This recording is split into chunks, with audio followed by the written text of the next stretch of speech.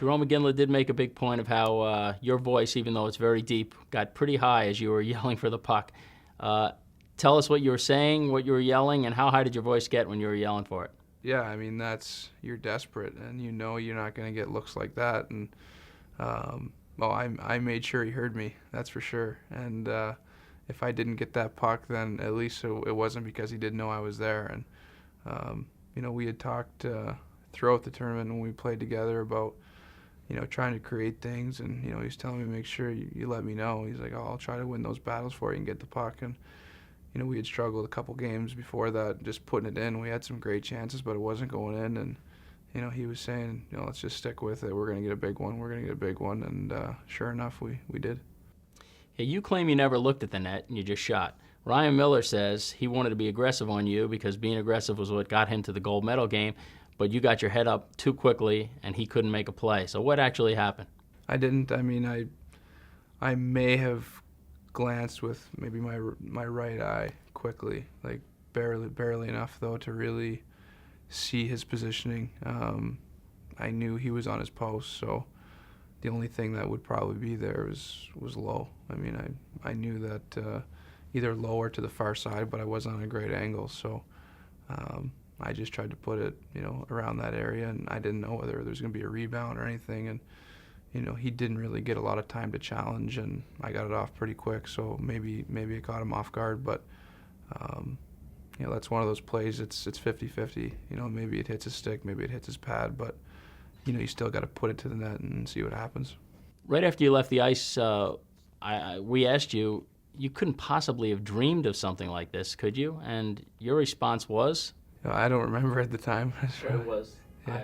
I actually dreamed about it. Yeah, I mean, you do. I mean, I did. I mean, I dreamed of, I think every kid dreamed of playing the NHL, dreamed of scoring that big goal. You watch guys every year. There's always somebody that's a hero in the playoffs, or somebody that scores a big goal. And I remember even going way back, like Huey Krupp scoring in overtime to win for Colorado, or even a guy like Max Talbot who scores 2 in Game 7.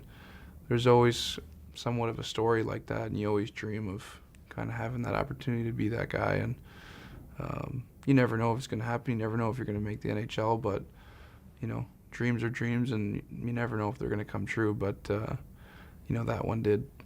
Sid, you're a proud Canadian, a student of the game. I know this is difficult for you, but where does this goal rank? Is Paul Henderson's goal against the Soviets in 1972, Mario Lemieux's goal in the Canada Cup in '87? Where does this one belong? Yeah, I mean, it's tough. It's definitely a big one for sure. Being in Canada, playing the U.S. overtime, the whole dramatics of the game, the way it went. I really don't know. With the expectations on our team, personally myself,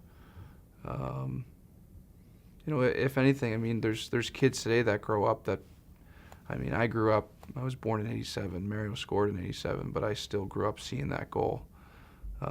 Probably not the Henderson one as much, but I knew about it. It was one that was talked about and will always be talked about. But maybe for younger kids, this is one that they've seen. This is one that, a 7-8-year-old kid can say, what, I watched that game with my parents, and I knew where I was at that time. So in that way, it's pretty neat. It's really cool. But whether it ranks with them or doesn't rank with them, it's still a memorable one, I think, and one that all of Canada can pretty much say that we watched that Olympics, that Vancouver Olympics in 2010, and we remember that overtime game.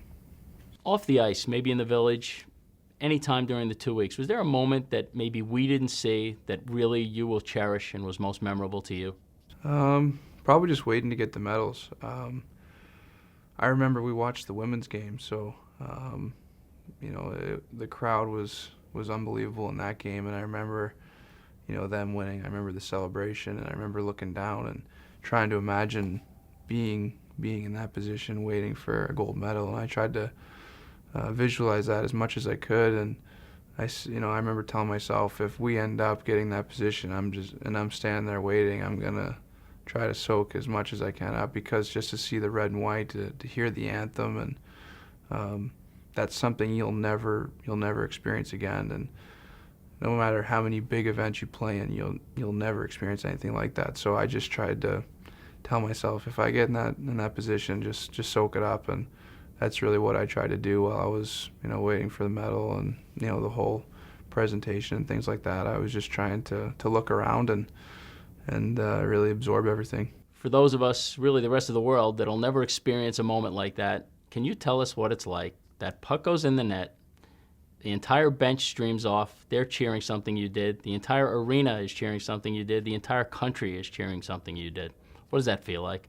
Yeah, it's pretty special. I mean, I didn't even really see the puck go in. I just, I shot it, and then I saw everyone, stand up, and I heard the horn and everything. But for a split second, you forget it's actually over. You score a goal, but then I've scored maybe when I was younger in overtime, or scored the odd time, in Pittsburgh an overtime goal, but never for, something, a championship, something like that. And you just, tell yourself it's over. It's not just a goal, it's over. The game's done.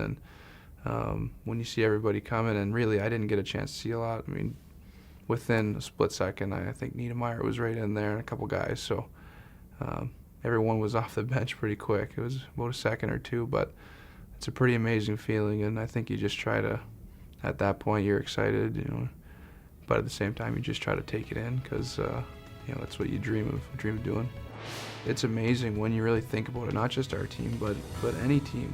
Those guys come together, and you all share the same goal, and you want to represent your country well, and you guys put all those things aside and come together pretty quick, and we were able to do that.